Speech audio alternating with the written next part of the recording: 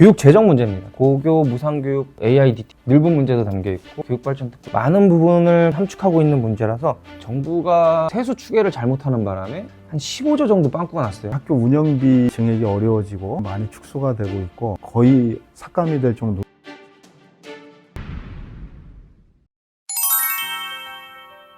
교사노조와 전교조 그리고 실천교사가 뽑은 내년도 교육 예상 뉴스를 좀 알아보도록 하겠습니다. 이번 문제는 조금 전문적으로 더 깊게 들어가야 될 이야기가 되겠는데요. 교육 재정 문제입니다. 고교 무상교육과 관련된 이슈도 같이 담겨 있고요. 또 AIDT 문제도 담겨 있고 늘분 문제도 담겨 있고 뭐 교육발전 특구도 담겨 있고 많은 부분을 같이 함축하고 있는 문제라서 교육 재정은 20.79%죠. 예. 내국세의 20.79%를 자동으로 배정받는 방식이거든요. 전체적으로는 한 100조 정도 예산이 나오고 있는 상황이고요.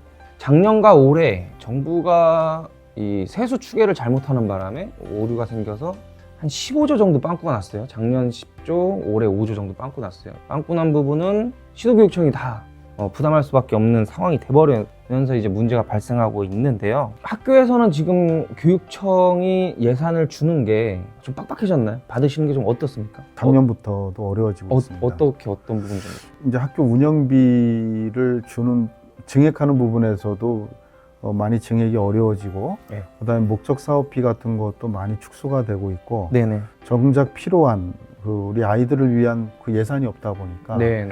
방과 후 예산 같은 게 거의 삭감이 될 정도로 줄어들어 있습니다.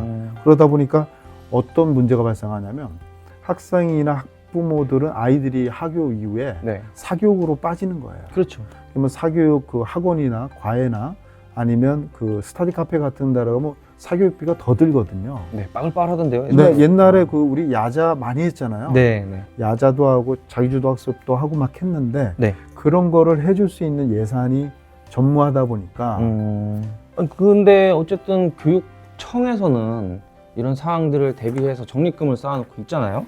한 8조 6천억 정도 되는 걸로 나와 있는데 네네. 이 돈은 이런 위기 상황에서 스스로 메워서 쓰라고 적립하고 있는 거 아닙니까?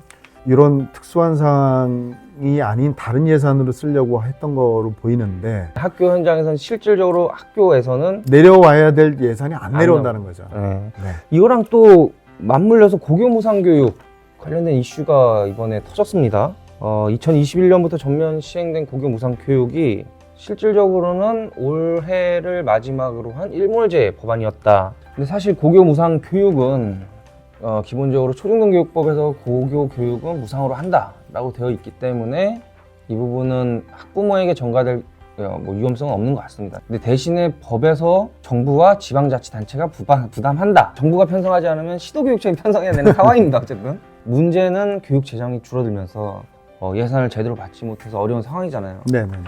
그런 상황에 교육청이 이 예산까지 부담하게 되면 네. 더 어려워진다는 게 중론 아니겠습니까? 디지털 교과서 정책과 또 늘봄 정책, 네. 그다음에 유보 통합이라는 그 어마어마한 예산이 들어가는 사업을 1년으로 끝나는 예산이 아니라 수년 동안 계속 들어가는 예산들이지 않습니까? 그렇죠. 교육청이 부담을 하는 걸로 교육부에서 전가를 시킨다면 필요한 예산은 못 가게 되는 거죠. 네네. 유동성이 줄어들고 있는 상황에서 유동성을 더 줄인다. 여당 야당의 그 전 정권이나 현 정권이라는 프레임에 갇혀 있지 말고 네. 타협을 해서 합리적으로 만들어줬으면 좋겠습니다. 결국에는 아이들한테 피해가 갈 수밖에 없는 거거든요. 그렇죠. 네네. 지금 고등학교가 있습니다. 고등학교가 있으면 저희가 내년부터 본격 시행되는 고교학점제 이야기를 해야 되거든요. 근데 이미 한 70% 정도의 학교에서는 시범 운영하고 있고 특성화고 쪽에서는 100% 운영하고 있고 뭐 그런 네네. 상황이잖아요. 근데 그 결국에는 아이들이 수능 시험에 유리한 교과목을 선택할 수밖에 없는 구조고 실제로 그렇게 선택을 하나요? 선생님들이 숫자가 한정이 돼 있다 보니까 네네. 아이들이 선택하는 거는 무제한으로 풀어놓을 수는 없는 입장이다 보니까 네. 아이들이 선호도를 가지고 이제 선택을 하는 부분으로 가고 네.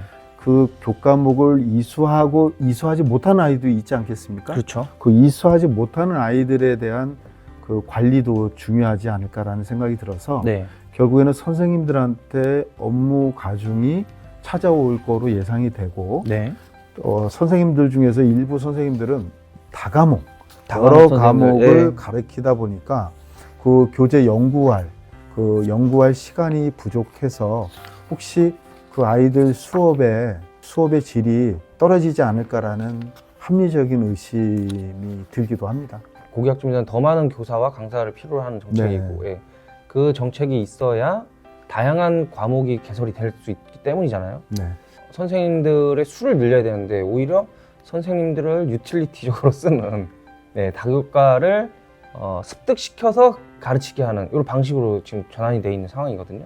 네, 장기적으로 봤을 때는 선생님들의 전문성을 인정을 해주면서 다과목 교사가 발생하지 않도록 가이드라인을 만들어주는 게 좋은 것 같고요. 네. 그 표준 시수를 좀 낮추는 작업이 앞으로는 필요하지 않을까라는 표준 시수를 생각입니다. 낮춰야 된다. 지금 너무 많은 선생님들이 그 시간의 과목을 강의하다 보니까 제대로 된 교육의 질을 담보하기가 어려운 부분도 분명히 발생하거든요. 네네. 선생님들의 잡무를 좀 우리 교육당국에서 해결해주고 선생님들이 창의적으로 그 교과목을 설계할 수 있도록 만들어준다면, 그리고 선생님들의 수업 시수를 좀 감축해주고 다양한 교과목을 대한 인건비 보조가 돼서 네. 우리 아이들한테 혜택이 들어갔으면 좋겠다는 말씀을 드리고 싶습니다. 네네.